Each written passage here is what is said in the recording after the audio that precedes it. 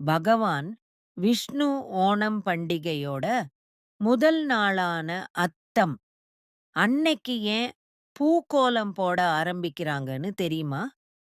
ஆன்மீக ரீதியா பூக்கள் இறைவனுக்கு செய்யும் சுத்தமான அர்ப்பணிப்பு.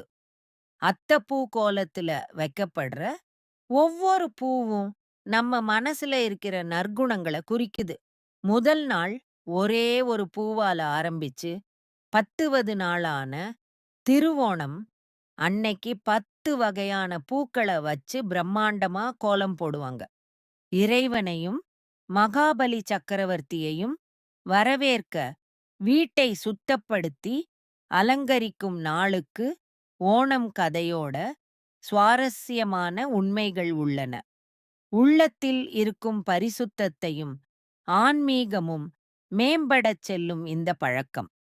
இது குடும்பத்துடனான இணைப்பையும் பாரம்பரியத்தின் மதிப்பையும் வலுப்படுத்தும்.